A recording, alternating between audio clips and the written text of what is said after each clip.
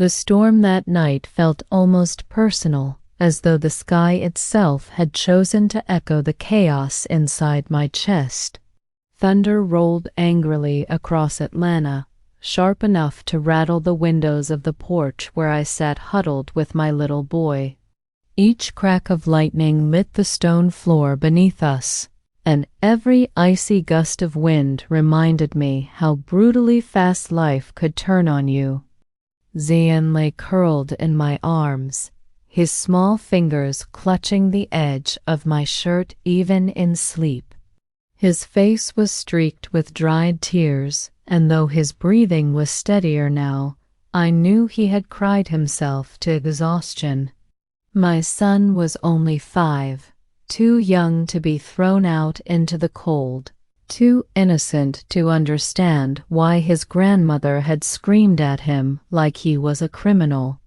The iron gate of the Vance mansion had slammed shut behind us with a violence that shook the earth. The sound still echoed in my bones. That house, the place I had tried to turn into a home for 3 long years, now felt like an enemy that had spat me out. I pulled Zion closer, trying to shield him from the rain that refused to stop. The droplets hit the porch roof like shattered glass, and each gust of wind cut through my thin clothing. I didn't have a coat. I didn't have money. I didn't even have the right to stand near the home I had maintained with everything I had. Mrs. Celeste's voice still stabbed at me like broken needles. "Get out of my house. I'm done looking at your pitiful face. You and your child are nothing but dead weight." She hadn't simply shouted, she had hurled the words like daggers. And while she screamed, my father-in-law had stood motionless, eyes on the floor, refusing to acknowledge me or the grandson he once claimed to adore. They tossed my old suitcase onto the ground like discarded garbage. My belongings scattered, soaking instantly in the rain. What had I ever done except love their son with all that I was? I remembered the day Sterling disappeared, 3 years ago, on a routine business trip. He had hugged me and Zion at the front door, promised he'd be back soon, smiled that tender smile that made me feel safe. I never imagined that smile would be the last one I'd ever see. When his flight vanished near Lake Michigan, it felt as though the world collapsed beneath my feet. And instead of comforting me, Celeste had transformed into something unrecognizable. Every day became a test I was destined to fail. I cooked, cleaned, worked, and served with humility she never returned. Every paycheck I earned went directly into her hands. I didn't keep a single dollar. Yet none of it mattered, not my sacrifice, not my loyalty, not the sleepless nights I spent stitching this broken family together. Tonight, all because my son accidentally knocked over a porcelain vase, she had found the perfect excuse. And without a guilty blink, she exiled us into the storm as though we were nothing. I had run through the streets, clutching Zion and dragging the heavy suitcase behind me until the wheels jammed from mud. My legs were numb, my tears mixed with the downpour, and my breath shook with panic. I didn't know where to go. My parents lived far away, barely surviving themselves. I could not bring my child there and become another burden. By the time I reached the Atlanta bus station, I felt hollow, like a ghost drifting through a world that had no space left for me. The terminal glowed with harsh yellow lights that exposed misery at every corner, travelers too tired to keep moving, homeless men searching for warmth, mothers clutching their sleeping babies just like I was clutching mine. I crouched beneath a narrow awning and wrapped my thin jacket around Zion. He stirred. "Mama? Cold?" His cracked whisper punched a hole straight through my heart. "I know, baby," I whispered, placing a kiss on his forehead. "Mommy's right here." I wanted to scream. I wanted to disappear. But mothers don't get to fall apart. Not when their babies need them to be strong. "Sterling," I whispered into the wind, "if you can hear me, please watch over us." Just as my hope began to drain completely, bright headlights suddenly pierced through the rain. A sleek black SUV rolled to a stop in front of us, far too polished, too expensive, too out of place for a bus terminal at midnight. The tinted window lowered, and the face that appeared behind it stole the breath right out of my lungs. It was Jordan, Sterling's estranged younger sister. 3 years gone, no calls, no visits, no explanations. And now she was here, staring at me through the storm like a ghost from a life I barely remembered. "Get in," she said flatly. A command, not an invitation, but the look in her eyes. Something had shifted, and when she whispered the next words, the air itself seemed to stop moving. I know something about Sterling, but how could she possibly know something about a man who had vanished 3 years ago, and why appear on the very night I lost everything? Rainwater dripped from my hair and clothes as I stared at Jordan through the open car window, unsure whether I was awake or trapped in some fever dream.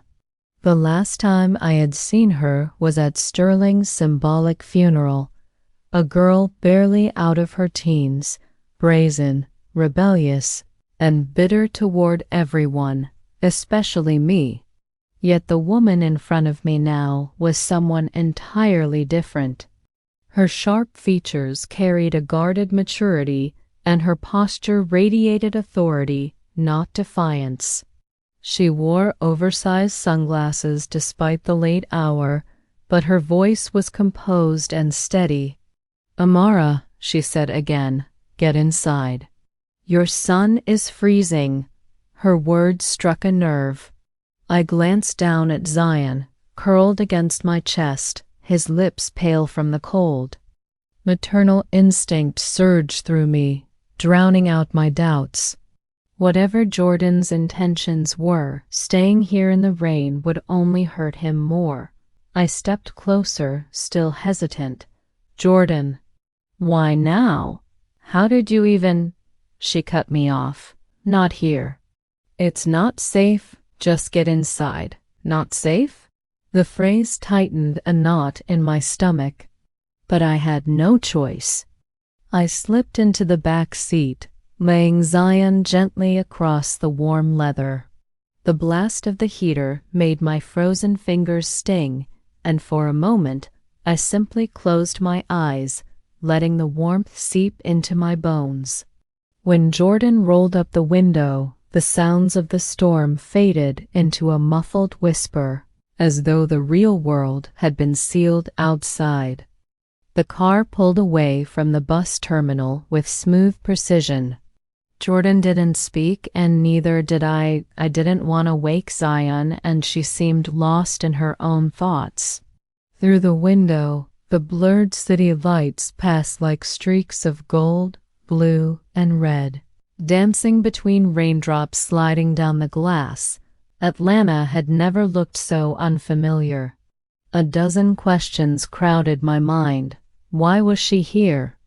Why tonight? And what secret could she possibly know about Sterling, a man declared dead with no trace? My heart pounded painfully at the thought that maybe, just maybe, there was something I had never been told. After nearly 30 minutes of silent driving, the SUV turned into a private driveway and stopped in front of an upscale high-rise in a wealthy district I had never even walked near. The building towered above us, glowing with warm lights and immaculate architecture. Jordan parked, stepped out and opened the back door for me. "Come on," she said, softer now. I lifted Zion into my arms, amazed when he barely stirred. Jordan led us through a marble-floored lobby and up to the 25th floor. When she unlocked a modern, beautifully furnished apartment, I felt as though I had stepped into another version of reality, a world where comfort was normal and warmth was abundant. "You'll stay here for now," she said, setting a key on the kitchen counter. "Both of you. No one will bother you." Confusion warred with suspicion. "Jordan, this place? What are you doing with an apartment like this?" She avoided my eyes. "It's borrowed. Someone who owed Sterling a favor lent it to me." Her answer only raised more questions, but exhaustion weighed too heavily on my shoulders to push further. Jordan nodded toward the bedroom. "Lay him down. I'll get you something warm." I carried Zion to the soft bed, removed his wet shoes, and tucked him into the thick blankets. The sight of him finally resting safely loosened the tension coiled inside me.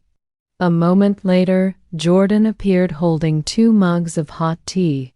I accepted one wordlessly, cradling it between my trembling hands. For a while, neither of us spoke. Then finally, Jordan broke the silence. "I know you're confused," she said quietly, "and you deserve the truth. But before I explain anything, you need to understand something."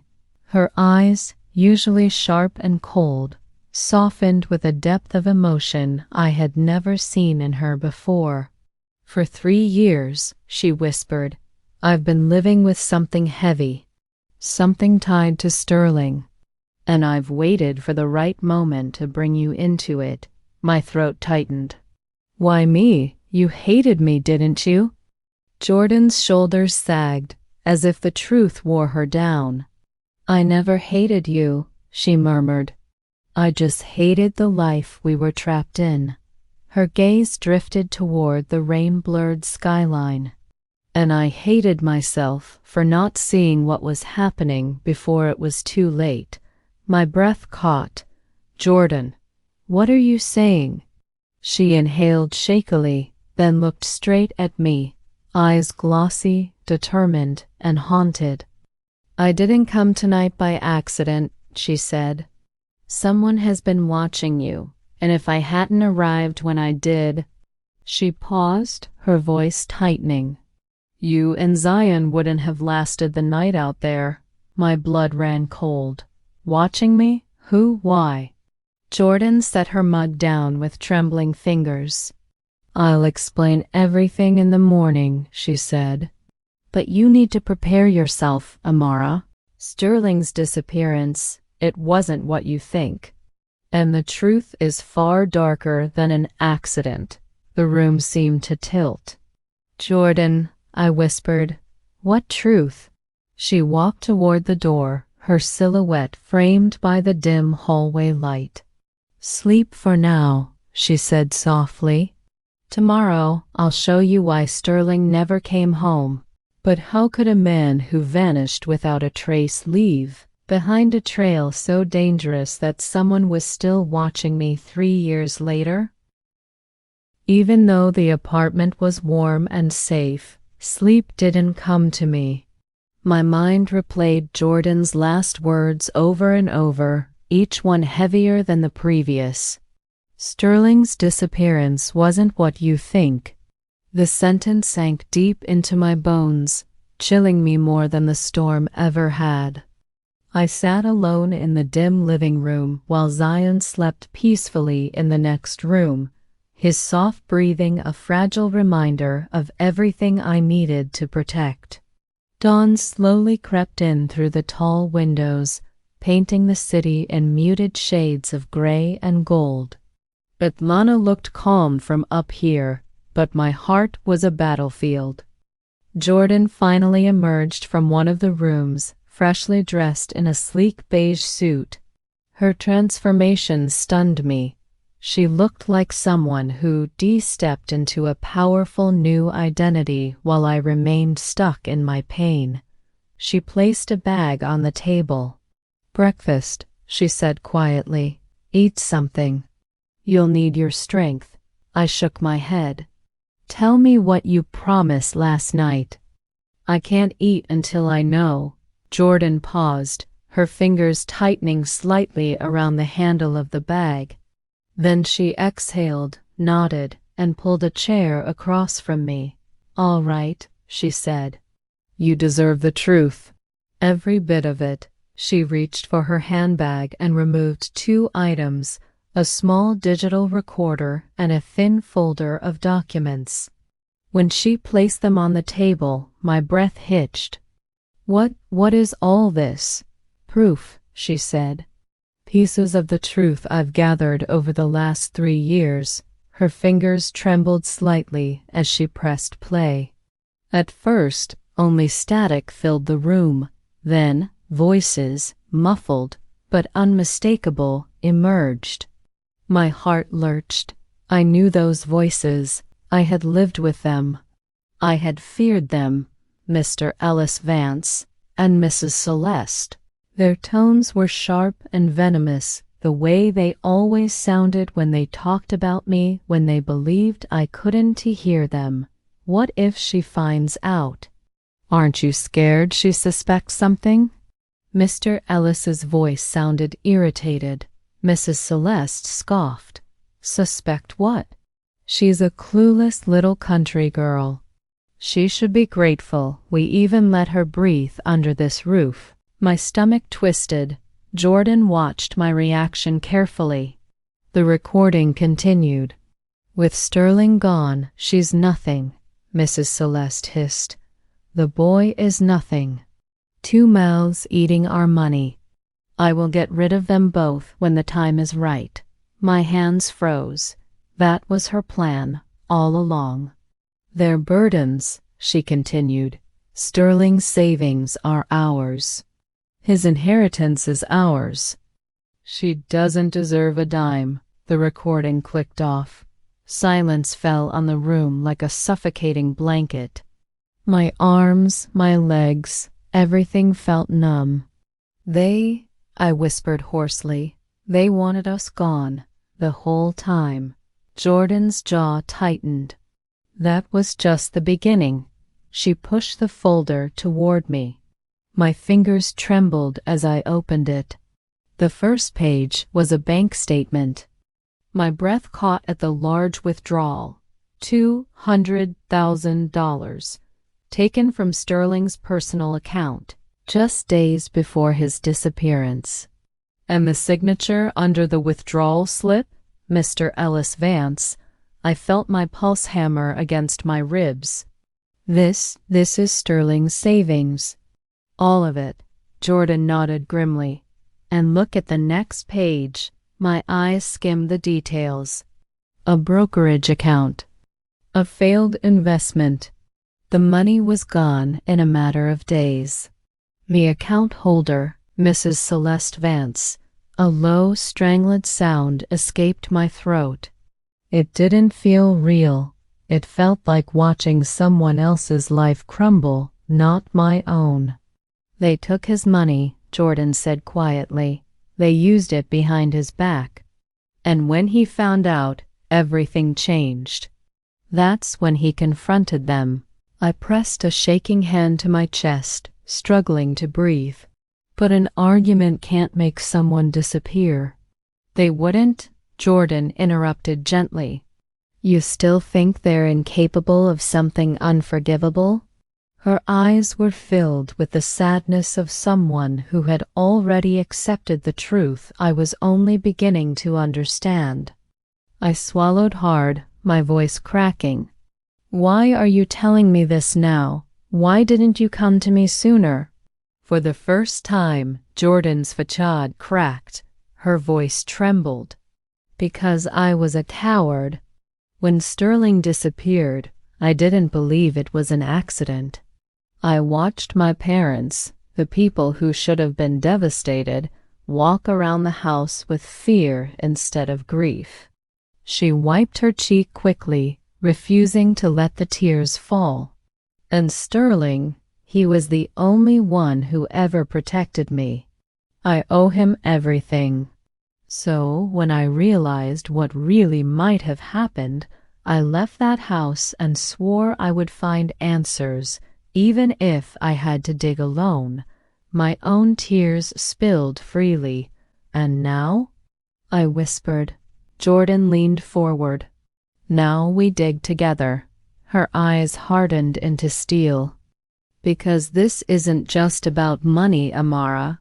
There is something much bigger hiding behind Sterling's disappearance. And your in-laws were only one part of it. My pulse quickened. What do you mean? What could be bigger than this? Jordan tapped the folder. There's one more thing. Something Sterling left behind. Something meant for you. My breath hitched. Left behind? For me? Yes, she said. Sterling didn't vanish without preparing for something. He left a clue. But you're the only person he trusted enough to hide it with. But if Sterling hid something for me before he disappeared, then what terrifying truth was he trying to warn me about? The moment Jordan said Sterling had left something specifically for me, a strange heat rushed through my chest, hope, fear, and disbelief collapsing into one overwhelming surge. For 3 years, I had mourned a man whose final moments I thought I understood. But now it felt like I had been handed a piece of a puzzle I didn't even know existed. What did he leave? I whispered. Jordan folded her hands, taking a steadying breath. A clue. Something he hid before that business trip. Something he meant only for you to find.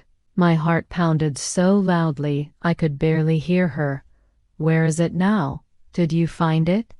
She shook her head. No, because he didn't hide it with me. He hid it with you. In your room. The air left my lungs.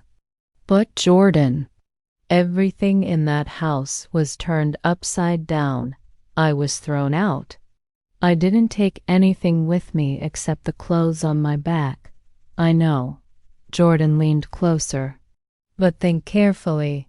Before his trip, did Sterling give you anything?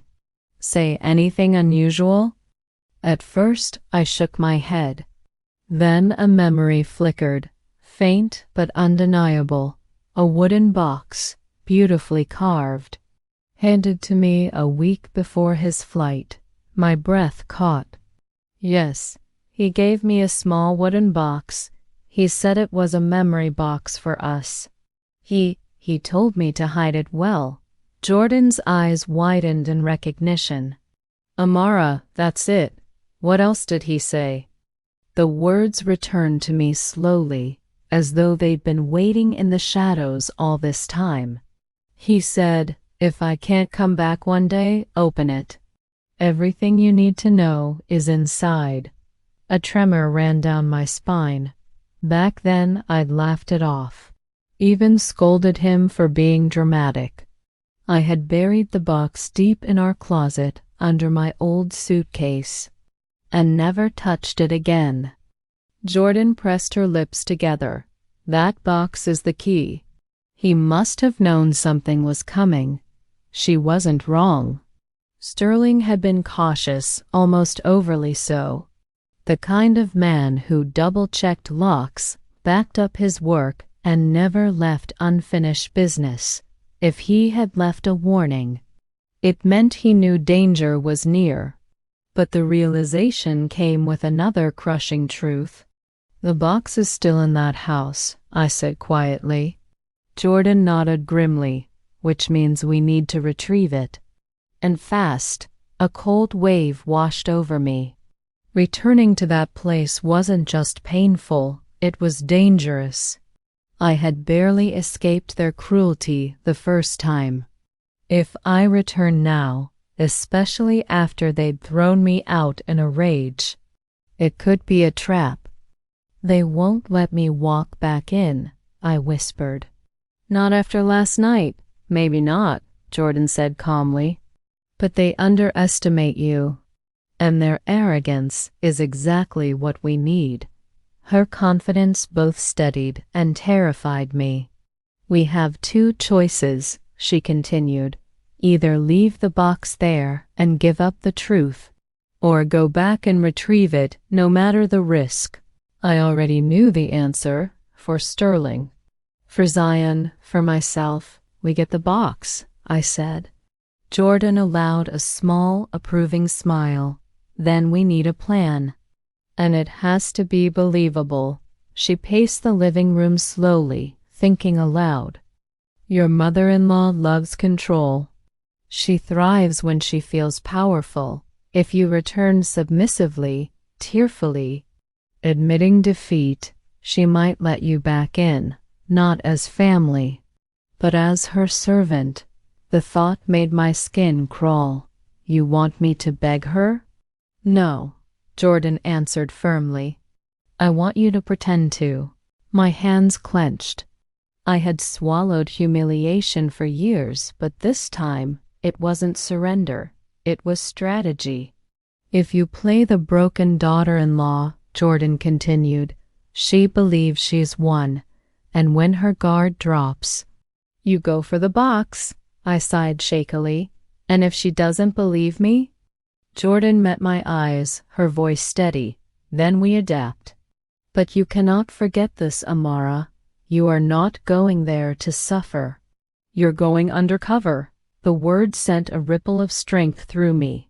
Undercover, not broken, not defeated, not powerless.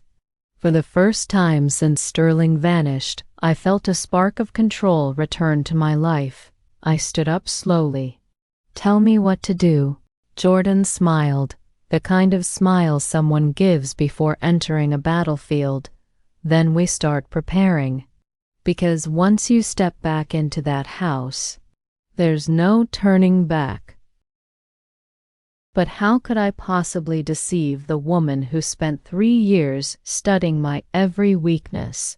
And would she even let me inside long enough to find the truth?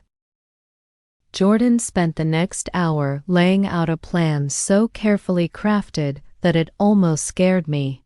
She had always been the wild one in the family, unpredictable, emotional, impulsive.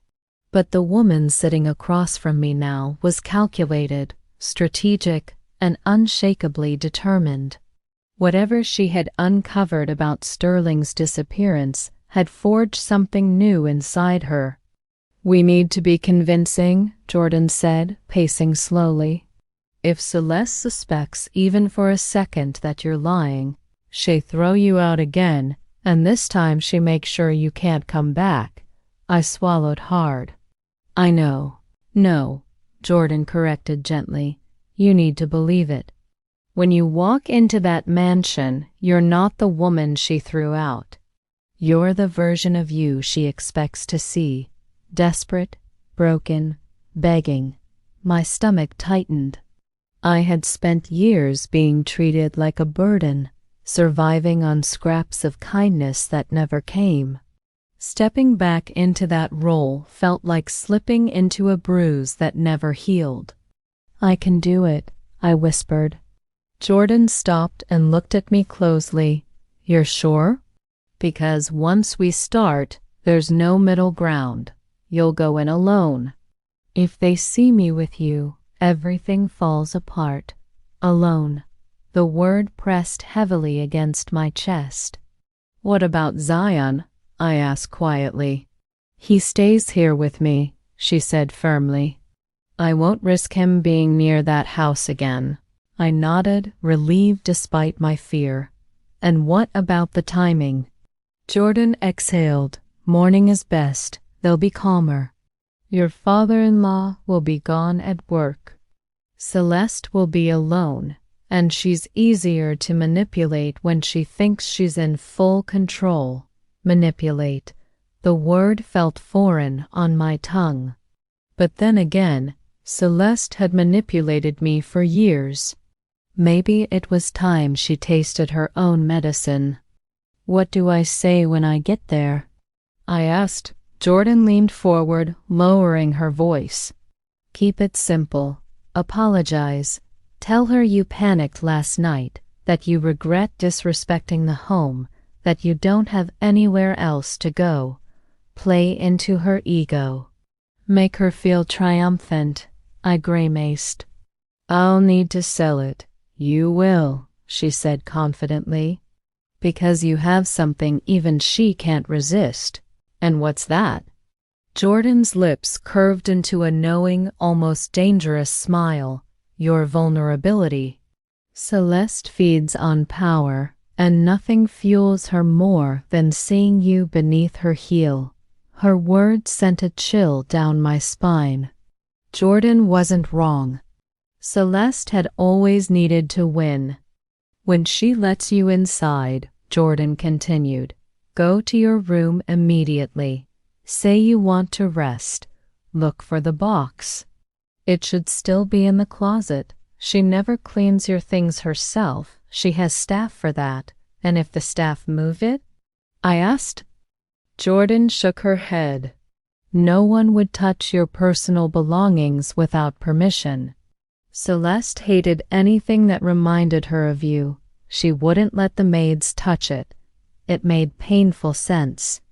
Jordan stepped closer and gently touched my arm. "Amara, listen to me. You're stronger than you think. You survived that house for years. You know Celeste's patterns better than anyone. This isn't new territory for you. It's old ground." I inhaled deeply. Old ground. Yes. I knew every corner of that mansion, every hallway, every locked cabinet, every pattern of footsteps. I knew when Celeste slept, when she ate, when she took her afternoon calls. I spent so long trying to please her that I had memorized her life without realizing it. Maybe that knowledge was finally useful. I exhaled shakily. "Okay, I'm ready." Jordan placed a hand on my shoulder, steady and reassuring. "Once you get the box, don't open it there. Don't even glance inside. Bring it straight here, whatever's in it. We face it together." Her certainty bolstered me. As the morning sun slowly climbed higher, we walked into the bedroom to check on Zion. He was still sleeping peacefully, blissfully unaware of the storm unraveling around his life. I brushed a hand through his curls, memorizing the warmth of his tiny body. Leaving him behind, even temporarily, felt like tearing a piece of my heart out. But I knew this was the only way to protect him. Jordan placed a reassuring hand on my back. "It's time," I nodded, swallowing the fear gathering in my throat. Tomorrow, I would walk back into the house that had broken me. Not as a victim, not as their property, but as a mother fighting to uncover the truth her husband died trying to leave behind. But would Celeste truly fall for my broken act, or was she already expecting me to come crawling back? The morning light felt colder than the night rain. Even after a hot shower and borrowed clothes Jordan gave me, a chill clung to my skin, a fear I couldn't shake. I stood in front of the mirror, barely recognizing the woman staring back. There was exhaustion in her eyes, yes, but also something fiercer.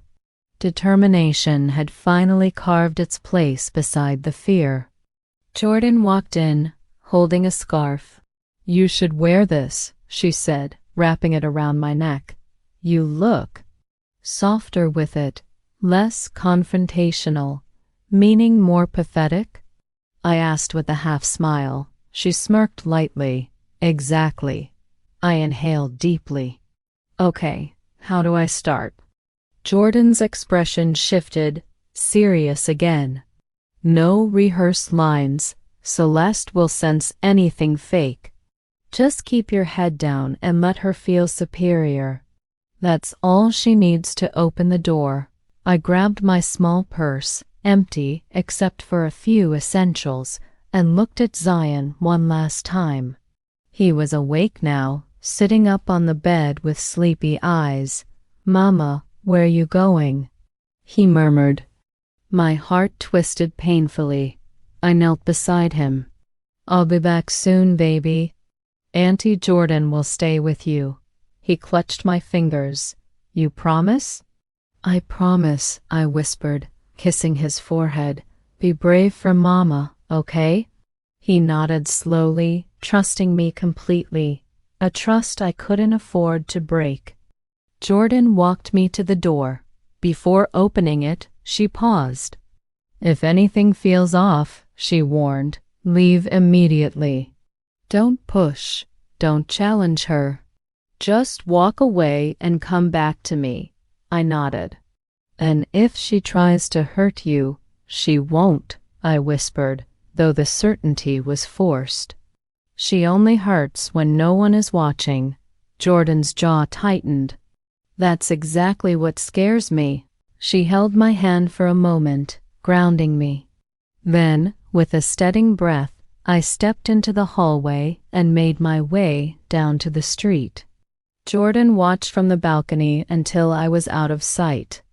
The drive to the Vance mansion felt endless.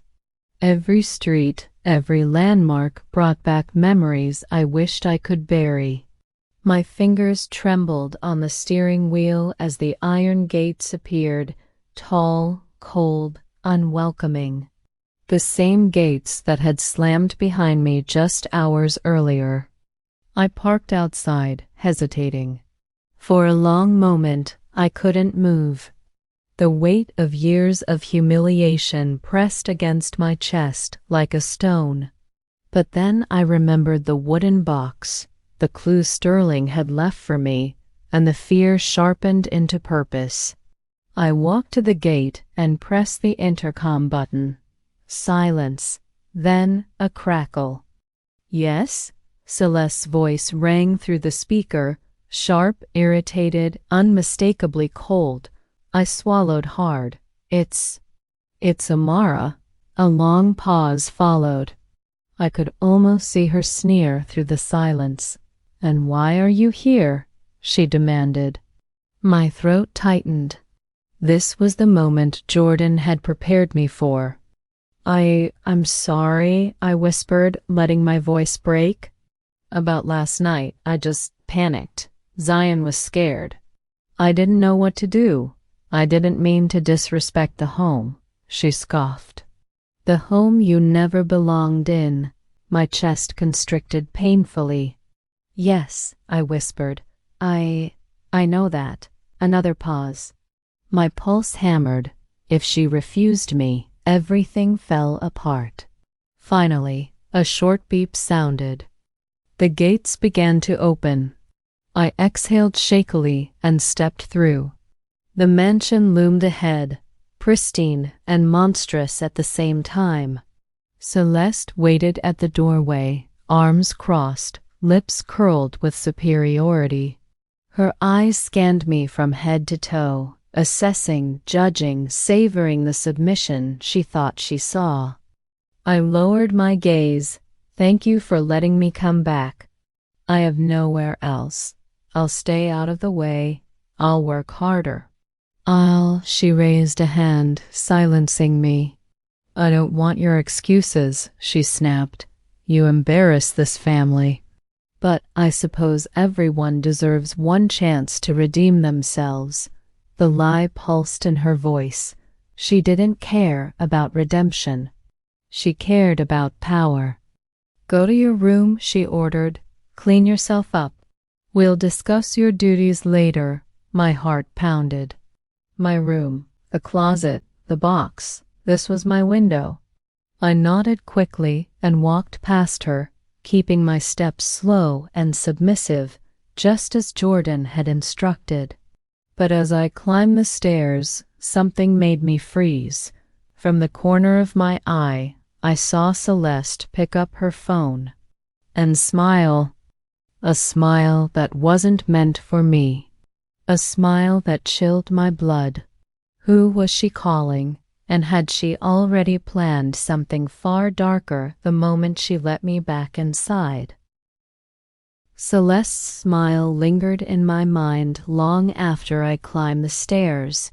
It wasn't a smile of forgiveness or even victory. It was something far more unsettling, a smile of anticipation, as if she had just set something in motion. I forced myself not to look back. Every movement had to match the broken image she expected of me. My hands trembled as I reached the top step, but I quickly tucked them into my sleeves and headed toward the room that had once felt like a cage. Nothing had changed. The same pale walls, the same neatly made bed, the same heavy silence. It felt like stepping into the past, a version of me I thought I had escaped. I shut the door quietly and leaned against it, allowing myself one deep breath. I needed to focus. I had one chance to find Sterling's box, one chance to uncover the truth he'd hidden for me. The closet was exactly where I remembered it. I crouched down and pushed aside the old cardboard boxes, the seldom used blankets, and the dusty suitcases that served as storage. My hands brushed over the familiar leather of my old travel bag. Right underneath it was a wooden shape. My heart stuttered. I lifted the suitcase and exhaled shakily when my fingers touched smooth carved wood. The box was still there, dark mahogany, etched with petals and vines. Sterling had carved it himself. I remembered the tiny nicks he used to complain about. I pulled it out carefully, my fingers trembling. The box was cold, almost unnaturally so. I sat on the floor, staring at it, afraid to open it and equally afraid not to. If Sterling had left this for me, then everything inside it mattered. Everything inside was truth. But Jordan had told me not to open it here, and she was right. Celeste's footsteps were unpredictable. If she caught me with it, no, I couldn't risk it. I slid the box into my purse, heart pounding so loudly I thought the walls might echo it. Just then, footsteps. I froze. Soft, precise, deliberate steps moved down the hallway. Celeste never walked quietly. She liked her heels to announce her presence like a warning shot, which meant this wasn't her. A cold ripple crawled up my spine. The footsteps paused right outside my door. My blood turned to ice. I didn't breathe, didn't blink, didn't dare move. Then a gentle knock, not Celeste's knock. Hers was always sharp, irritated, impatient. This one was calm, too calm. Amara? The voice was male. My heart lurched painfully against my ribs. Mr. Ellis. I hadn't heard him come home.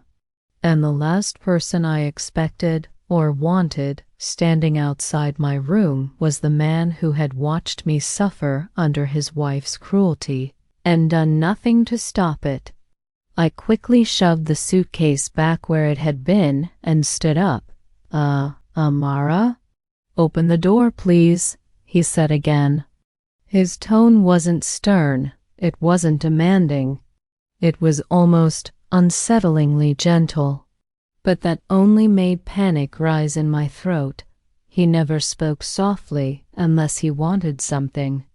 I smoothed my scarf, inhaled once, and opened the door a crack. Mr. Ellis stood there, hands clasped behind his back, eyes scanning my face with unreadable calm. "Good morning," he said. My throat felt dry. "Morning." He fidgeted, something I had rarely seen him do. "Celeste told me you returned." I lowered my gaze, playing the role Jordan had prepared me for. "Yes, I came to apologize. He nodded slowly, studying me. She was very upset last night. You know how she can be. Upset? She had thrown me and my child into a storm, but I forced myself to nod. I understand. He exhaled, glancing down the hall as if making sure no one was listening. I'm glad you came back, he said softly. There are things we need to discuss later. His voice dropped at the last word, sending a sharp chill through me. Discuss? I repeated. Yes. His eyes flickered with something dark, guilt, fear, or something worse. But for now, get some rest. You'll need it. He stepped away before I could respond, walking down the hall with slow, heavy steps. My pulse raced violently. Mr. Ellis never sought me out, never spoke to me unless forced, never showed concern, so if he suddenly wanted a private conversation, it meant he knew something he wasn't supposed to know, and worse, something he didn't want Celeste to hear. But what could Mr. Ellis possibly want to discuss with me alone? And did it have anything to do with the box now hidden in my purse? The moment Mr. Ellis disappeared down the hallway, I closed the door and pressed my back against it, struggling to steady my breathing. His sudden softness wasn't comforting, it was terrifying. It meant something had shifted behind the scenes, something he wasn't allowed to say, something Celeste must never hear. I pressed a hand to my purse, feeling the hard outline of Sterling's wooden box against the fabric.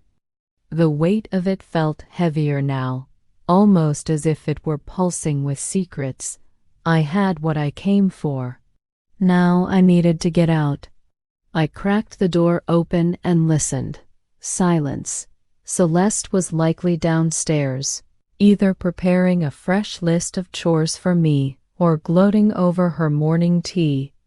Either way, she wasn't nearby, but Mr. Ellis, he was unpredictable. His fear had been visible, even if he tried to hide it. I didn't have much time. I stepped into the hallway, forcing my steps to remain slow, small, submissive, the way she expected me to move. Heading down the stairs felt like descending into the lion's den. Each creak of the old wood felt louder than it should have. Halfway down, voices drifted from the living room.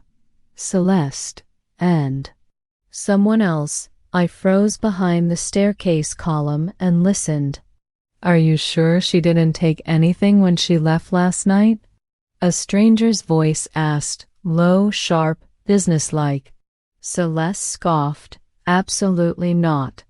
She's too naive to take anything important. She ran out in a panic, crying like a child. Still, the man said, you should have checked her belongings. If she gets her hands on anything left behind by your son, it could ruin everything. My blood ran cold. They were talking about Sterling. And they were afraid, deeply afraid, of something connected to him. Celeste's tone stiffened. She didn't take anything. I'm certain. The man's voice dropped. Well, she's back now. Keep her close. Keep me close.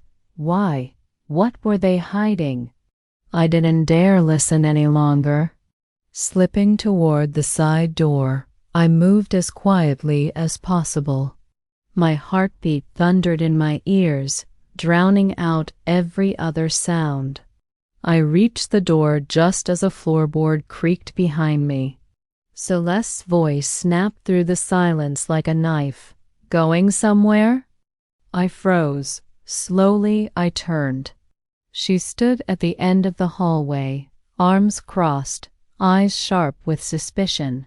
For a split second, her gaze flicked toward my purse, and my fingers tightened around the strap instinctively. I thought I'd get some air, I whispered, Her expression didn't soften. Air? Already? You've barely been back an hour, and you think you can wander around doing as you please? My throat dried. I didn't mean, she stepped closer, gaze narrowing. Show me what's in your bag. My heart stopped. This was the one thing Jordan warned me about. The one scenario I wasn't prepared for. Celeste's eyes sharpened further. Open it, Amara. I gripped the purse tighter, pulse crashing in my ears. If she saw the box, everything would fall apart. Everything. I swallowed hard, forcing myself to keep my breath steady as I began to unfasten the purse flap. But before I could reveal anything, a sudden voice behind us shattered the moment, one that neither of us expected. I forced my hand to steady as I began to undo the clasp of my purse, every second stretching like a tightrope. Celeste's eyes narrowed, her expression fixed in hard suspicion. Her posture radiated control, the commanding aura she kept even now, as though she was daring me to resist. But before my fingers could fully open the bag, another voice interrupted the moment. It was a low, firm tone, quiet but powerful. Celeste, a man stepped into the hall, and my heart lurched. It was Jordan's voice. She walked toward us with calm confidence, her presence filling the space like a wave. Celeste raised an eyebrow. Jordan, she said coolly, back so soon? Jordan didn't flinch. She looked at me for a second, then back at Celeste. Amara and I spoke. I thought it was my place to come with her. Her voice was steady, but underneath, I felt the steel. Celeste's lips curled in a thin smile. Is that so? She said. And what exactly do you think this means? Jordan's gaze didn't shift. It means I want to be involved, she said. In the decision-making. In the conversation. For a moment, I held my breath, my purse still slightly open. The carved wooden box lay hidden inside, pressed tight against my side. Celeste's eyes flicked over me, then settled on Jordan. You always did have a dramatic sense of timing, she said. I watched them both in silence, unsure if this was confrontation or negotiation. Jordan took a step forward. Sterling's disappearance changed everything, she said softly. But you know that. I know that. And I don't think you're telling the whole story, Celeste tensed. What are you implying? Jordan swallowed. That Sterling didn't just vanish. That maybe, just maybe, there was something more. Deliberate. My breath caught inside me, the words I'd waited to hear, spoken out loud. Celeste's face hardened. You're obsessed, she said coldly.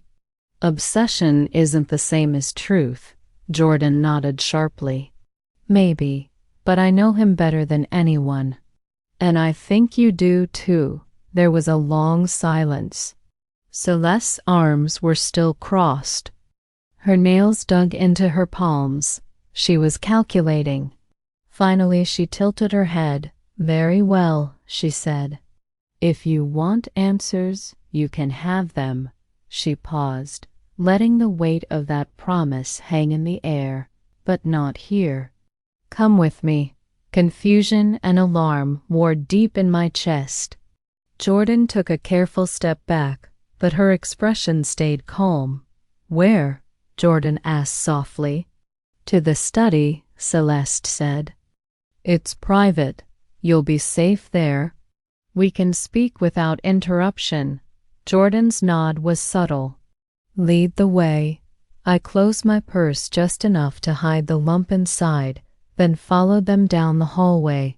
Every step felt heavier, filled with a thrum of possibility. Was this a trap, or the beginning of the truth? When we reached the study, Celeste swung the door open. The wood was dark and polished. The room smelled faintly of leather, old books, and regret. She motioned for us to sit. Jordan and I exchanged a look. This was no longer just a war for Sterling's box. Something bigger was unfolding. Celeste shut the door behind us. The click echoed unnervingly. She turned and faced us both. Her eyes, cold, calculating, almost vulnerable, met mine. "Before we talk," she said, voice low, "you will tell me exactly why you're back."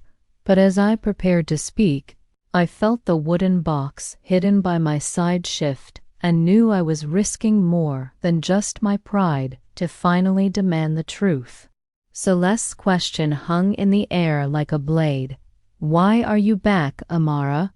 Her tone was dangerously calm, the kind of calm that warned of a storm brewing behind it. I sat stiffly in the leather chair across from her, trying to appear small, overwhelmed, submissive. Jordan stood beside me, arms crossed, radiating defiance even in silence. I lowered my gaze. I came because I don't have anywhere else to go," I whispered. "I made a mistake last night." "I should never have left like that." Celeste studied me with cold amusement. "Mistake?" "No, dear, it was a tantrum." She leaned back. "But perhaps you've finally realized your place." Jordan shifted slightly, jaw tightening. Celeste noticed but didn't comment. Instead, she stood and walked toward her desk, her heels clicking sharply against the floor. She reached for a drawer and retrieved a manila envelope. My stomach tightened. "I assume you know what this is," she said, gently tapping the envelope with her fingers.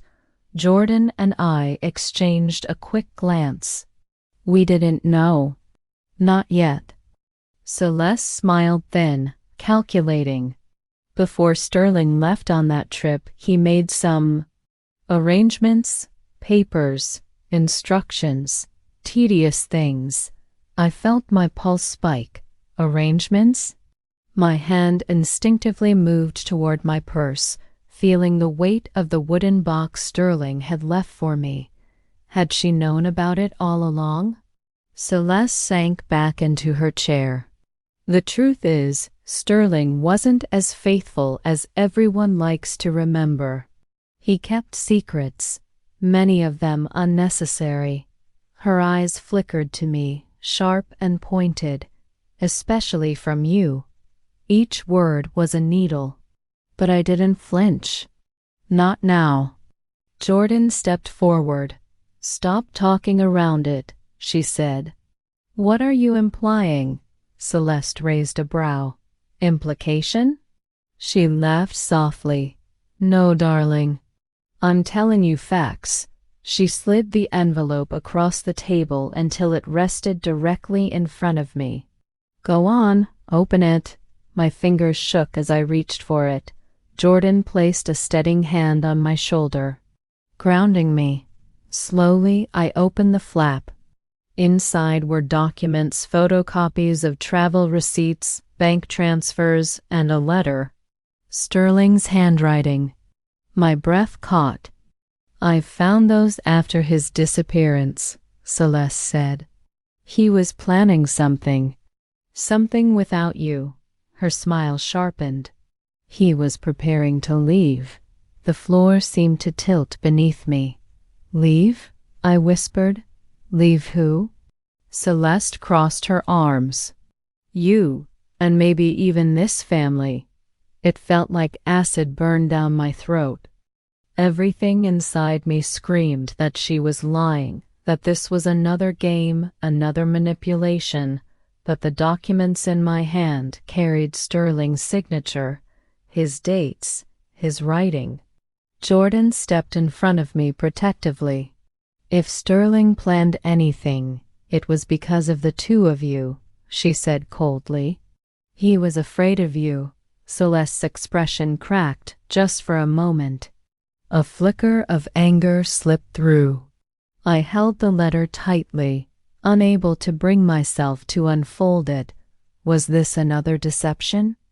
Another trap? Or was Sterling trying to warn me in more ways than I realized? The room felt smaller. The walls seemed to lean in, and beneath all the tension, the wooden box in my purse pressed insistently against my side, almost as if it were begging to be opened. But when I finally gathered the courage to open Sterling's letter, the first sentence shattered everything I thought I knew about his final days. My fingers trembled as I unfolded Sterling's letter. Jordan leaned over my shoulder, her presence steady, protective. Celeste watched us with an expression that bordered on satisfaction, as though she expected this letter to destroy me. The paper felt worn, softened by time. Sterling's handwriting, bold, familiar, heartbreakingly alive, stared back at me. If this reaches you, it means something has gone wrong. I pray I'm wrong, but if I'm not, please listen carefully. The room faded. Celeste disappeared. Even Jordan's steady breathing seemed far away. All I could see were Sterling's words. I'm being followed. I don't know by whom yet, but someone inside this family is involved. A shiver shot through me so violently I nearly dropped the page. Inside this family, someone involved. Jordan's eyes widened beside me. Keep reading, she whispered. I forced myself to continue. I found something at the company, illegal, dangerous, and linked to accounts I was never meant to see. I confronted them. They threatened me. My heart pounded like a drum inside my chest. Celeste let out a soft sigh. Drama, she murmured. Sterling loved exaggerating. Be quiet, Jordan snapped, her voice sharp enough to cut glass. Celeste went still. I read the next line aloud, my voice barely a breath. If anything happens to me, do not trust anyone. Not even the people who pretend to mourn me. My vision blurred. Sterling hadn't been running away. He wasn't betraying me. He was trying to protect me, protect us, and he knew someone close was dangerous enough to silence him. Jordan looked stunned. He knew. He knew he was in danger. Celeste scoffed again, but this time her voice wavered. Sterling was paranoid. He imagined threats that didn't exist. I stared at her, bile rising in my throat. Then why didn't you give me this letter before now? She froze. Jordan turned to her sharply. Great question, Mother. Celeste's jaw tightened. Because he left it for me, not you.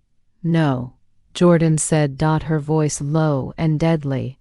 If he wanted you to have it, he would have written your name. He wrote it for her. Celeste didn't respond. I looked back at the letter, desperately hoping for answers.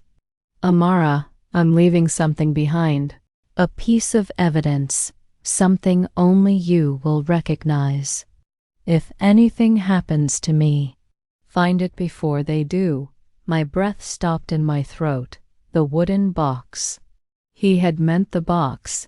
He had trusted me. Not Celeste, not Ellis, not the company, me. The last line made my hands go cold. If they discover you have it, they will come after you. Be careful. Protect our son, Jordan whispered. This changes everything. Celeste stood abruptly. Enough. I'm done entertaining this nonsense. But her voice didn't have its usual certainty. She was scared. And that fear told me more than her words ever had. I folded the letter tightly, pressing it to my chest. Sterling had left me the truth. And now I had the evidence that could expose them. But at what cost? Because just as I turned to leave the study, a door slammed somewhere else in the house, followed by a voice I never expected to hear again. The sound echoed through the hallway, a door slamming so violently that the walls seemed to tremble. Celeste flinched. Jordan stiffened, and I heard hurried footsteps approaching the study. Then a familiar voice, one I never expected to hear in that house again, rang out. "Where is she?" My breath seized. Ellis. He stormed into the study, face pale, sweat gathering along his brow. His eyes darted from Celeste to Jordan, then finally to me. Something in his expression told me this wasn't the calm, quiet man who visited my room earlier. This was someone cornered. "Ellis," Celeste snapped, "this is not the time." He ignored her completely and came straight toward me. "You found it, didn't you?" he demanded, voice trembling. "What did Sterling give you?" My fingers instinctively clutched my purse, guarding the wooden box hidden inside. Jordan moved in front of me protectively. "You need to step back," she warned. Ellis raised both hands as if surrendering. "Listen to me, both of you." "You don't understand how serious this is," Celeste scoffed. "Oh, stop it. You're being ridiculous." "No," Ellis snapped, turning on her. "You're the one who refuses to see reality. If she has the evidence Sterling left behind, then they'll come after her. They'll come after all of us." The air collapsed into silence. Jordan's eyes widened slightly. "They? Who is they, Dad?" Ellis hesitated. Then the truth began spilling out, trembling and broken. "It started with the company," he said. "Sterling wasn't supposed to see those accounts, but he did. And once he confronted them, everything spiraled out of control." Celeste stiffened. "We agreed never to—" "Enough," Ellis roared. "Look at what's happening. Sterling is gone. We're drowning in secrets. And now Amara has walked straight into the middle of it." My knees felt weak. "Tell me," I whispered. "Tell me what really happened to my husband." Ellis closed his eyes for a moment, as if bracing himself. "He wasn't supposed to die," he murmured. "They just wanted to scare him, force him to stay quiet. But something went wrong." The room spun. My hand gripped the back of a chair to keep myself upright. Jordan's voice cracked. "You knew? All this time you knew someone hurt him?" Ellis's face crumpled under guilt. "I didn't know he was gone until it was too late. When I tried to fix things, they threatened us. Threatened to expose everything we'd ever hidden." Celeste's voice dropped to a hiss. "Ellis, stop talking." But he couldn't, or wouldn't. He turned back to me, desperation flooding his eyes. "Amara, whatever he left for you, don't keep it here. Don't trust anyone in this house." "No one?" I whispered. He shook his head. "No one." A bang suddenly rattled the entryway. Another door. More footsteps. Jordan's eyes darted toward the hallway. "Someone else is here." Ellis's face drained of all color. "They found us," he whispered. And before any of us could move, the study door swung open, revealing a figure none of us expected to see standing there. The door to the study slammed, opened so hard that the books on the shelves rattled. All three of us turned, breath frozen midair. For a moment, no one moved, no one spoke, because standing in the doorway was a man we had buried 3 years ago. Sterling, alive. His hair was longer, his frame leaner, but his eyes, those deep, steady eyes were unmistakable. He stood soaking from the rain, chest rising with sharp breaths, as though he had run miles to get here. My world shattered and rebuilt itself in the same heartbeat. "Sterling?" I whispered, the word escaping before I understood it. My knees nearly buckled. Jordan covered her mouth, tears already filling her eyes. Even Ellis stumbled back in shock. But Celeste didn't gasp. She didn't faint. Instead, anger flashed across her face, sharp as lightning. "You weren't supposed to come back," she hissed. Sterling's attention snapped to her, jaw tightening. "Oh, trust me.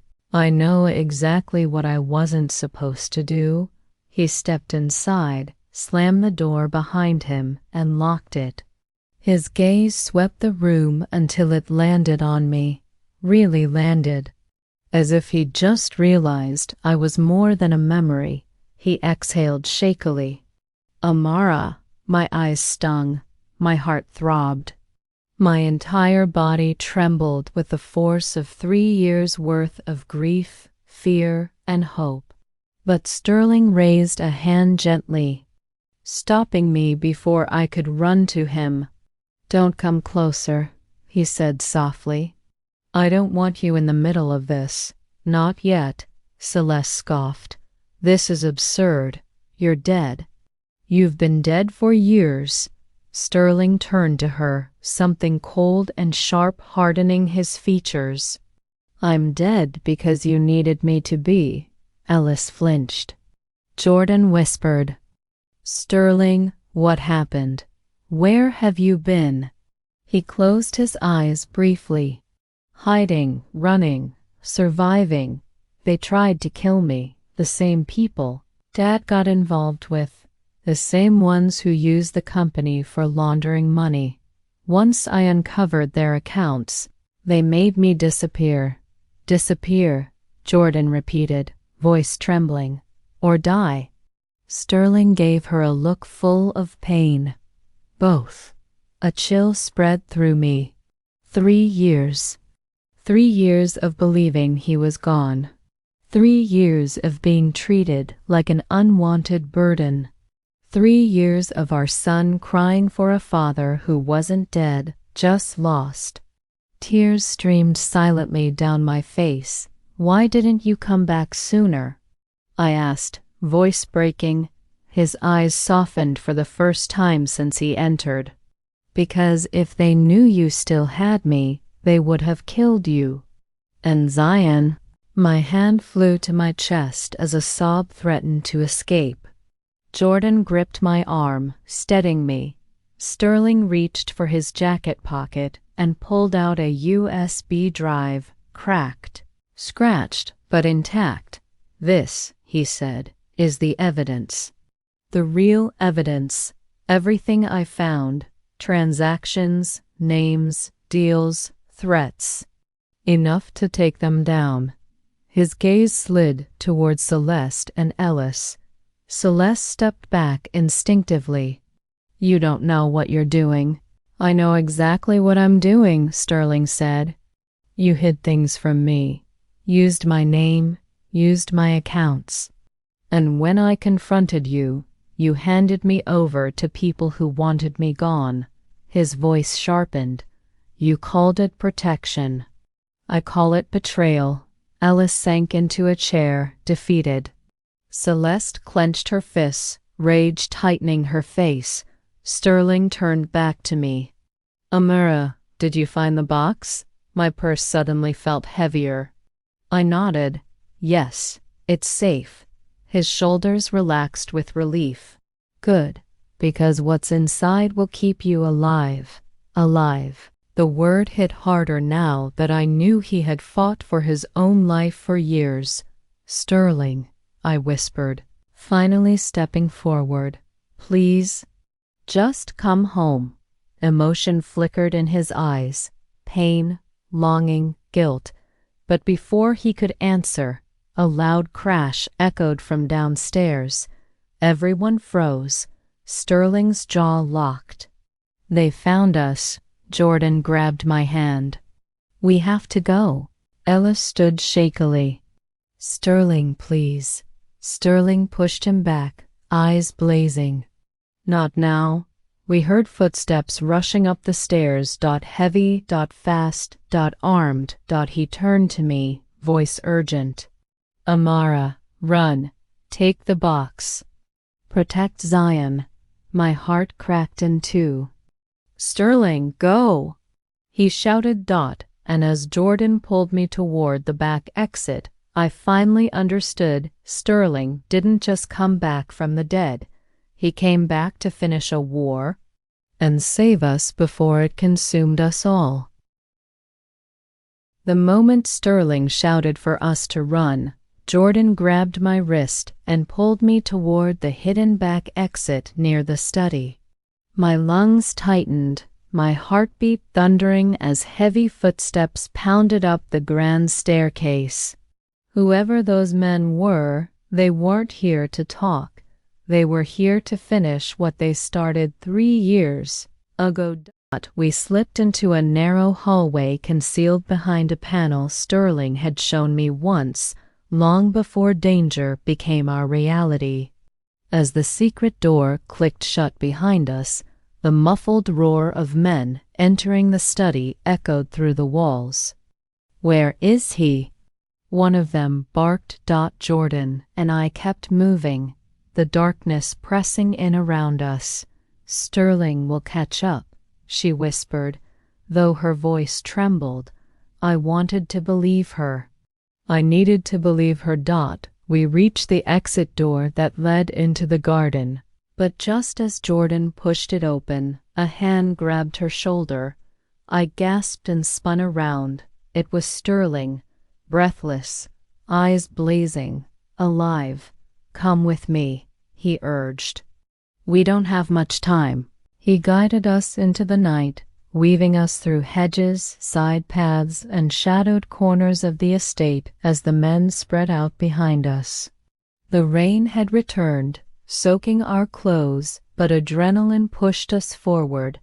We're going to the gate, Sterling whispered. Once we're out, Jordan has a car waiting. We ran. Branches scraped my arms, the cold air slicing my lungs, but I held onto the purse with the wooden box, like my life depended on it, because it did. That box held the truth Sterling died trying to bring back. Ahead, the gate came into view, but 2 men were there, blocking it. Sterling pulled us behind a tree. Change of plan. Jordan looked at him, voice almost breaking. Sterling, what happens after this? We can't run forever, he exhaled shakily. We won't. I'm done hiding. He reached for my hands. Rain dripped down his face, mixing with the raw emotion in his eyes. Amara, I came back for 2 reasons, to protect you in Zion, and to end this once and for all. I whispered. Sterling tapped the pocket of his jacket, where the damaged USB drive lay. I made backups, everywhere, in safe locations. If anything happens to me, everything gets exposed, every transaction, every name, every crime. Jordan's eyes widened. Sterling, you planned everything. I had to, he said. It was the only way to keep you both alive. A rustling noise snapped our attention. Flashlights flickered through the bush, closing in. Sterling turned to me, cupped my face in both trembling hands. Listen carefully. You're going to walk out of here with Jordan. She knows the route. When you reach the safe house. No, I whispered fiercely. I'm not leaving without you. His expression cracked with pain. Amara, please. If they catch us all together, we stay together, Jordan said firmly, stepping in between us. This time we fight as a family. Sterling stared at her. the rebellious sister he always protected, and something shifted behind his eyes. He nodded. Then he reached into his jacket and pulled out a small device, a remote. "I installed a jammer in the mansion last night," he said. "When I press this, all their communication goes down. It'll give us 5 minutes to escape." 5 minutes? Jordan breathed. "That's all?" "That's enough," Sterling said. He pressed the button. Instantly, shouting erupted from inside the mansion, confused, panicked, disorganized. "This is our chance," Sterling urged. "Run!" We sprinted toward the gate. The guards panicked as their radios crackled with static. Jordan kicked open the side latch, and Sterling shoved it wide enough for us to squeeze through. Just as we crossed the boundary of the estate, headlights flashed in the distance. Jordan's car. Sterling looked back only once, at the mansion where his past nearly destroyed him. Then he grabbed my hand. "Let's go home," he whispered.